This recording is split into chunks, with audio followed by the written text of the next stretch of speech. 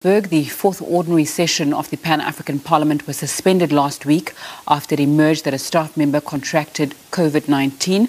Let's get more on this with SABC News foreign editor Sophie Mukwena.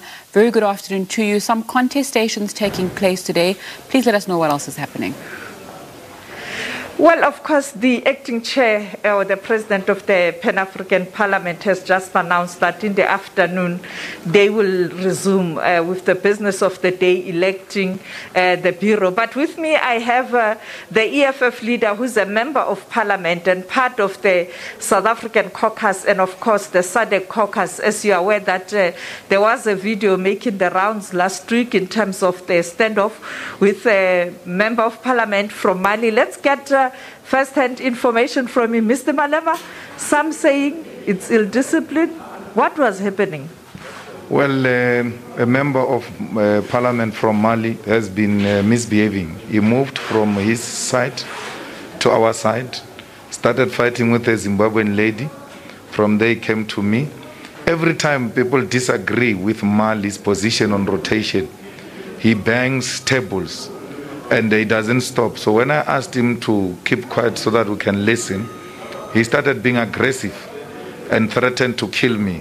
And I said, I won't do it here. I won't kill you here inside. I will kill you outside. So stop threatening to kill me inside Parliament. So it was a reaction. When a person says to me, I will kill you, I can't give him roses. I told him I will kill you. But Mr. Malema, as a reputable person, a member of Parliament in South Africa, a leader, particularly a young leader who has led an organization, launched an organization, many young people looking up to you, the use of words at times and the retaliation, is it necessary really? I'll kill him. He can't threaten me to kill, I'll kill him. And I'll repeat it anyway. No one threatens me. And you want me to be this leader or that leader when I'm being threatened. My life is more important than any other thing. I'll defend myself. I didn't go to where he was sitting. He has been bullying everybody here. He can't bully me. No one can bully me and threaten to kill me. I said to him, out of respect of this thing, I'll kill you outside. I won't kill you inside Parliament. I respect this house. And today he came to me. We smoked a peace pipe and everything. It's fine now because, it's heated moment. People say different type of things. But I didn't go to anyone. I didn't provoke anyone. I've been sitting on the same chair I've been sitting since I arrived here.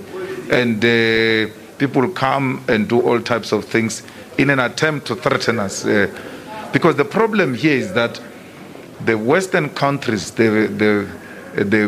especially those who speak French, are refusing to accept the principle of rotation. And when they disagree with you, they bully you and do all types of intimidation. They've been misbehaving throughout.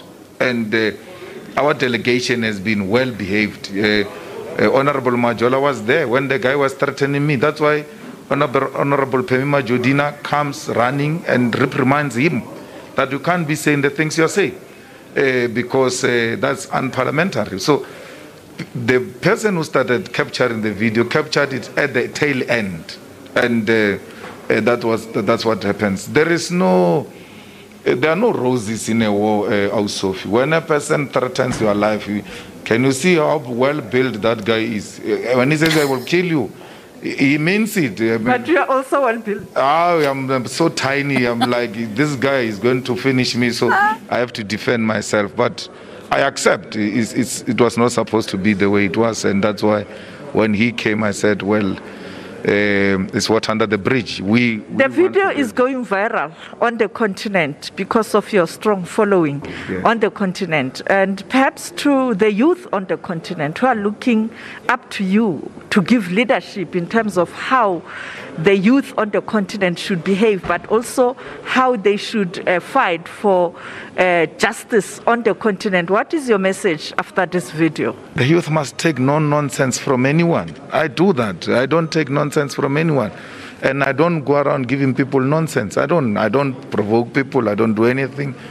You cannot bring nonsense to me, and I want me to accept it. The youth of Africa, it finds itself in this position because they've tolerated nonsense for a very long time, especially from the so-called elders who are ruling them in an autocratic manner, in a manner that if you disagree, you get killed, in an undemocratic manner where women and children are being raped in front of the people who are opposing the status quo as a way of punishing the opponents.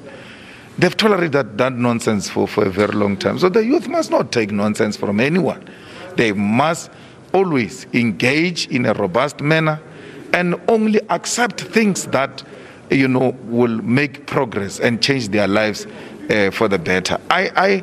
I'm not this pretentious person who wants to be projected as being holier than thou. I've got my own mistakes, but one thing I know is that I do not take nonsense from anyone, and I'm not going to start now, and it will never happen again. And that's why in this country we're able to put a stop to a potential nonsensical situation because of our attitude, which says it doesn't matter how dangerous the situation can be. If it's not in the best interest of our people, we're going to deal with it.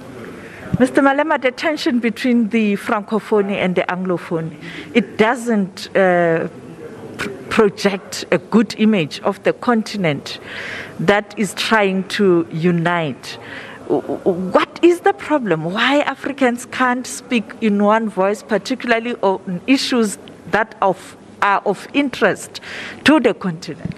Well, you will know that the Francophonies are still admiring their colonizers. They still worship the symbols of France. Actually, they see themselves as French. And we have to do away with that. And we can't do away with it by being pretentious.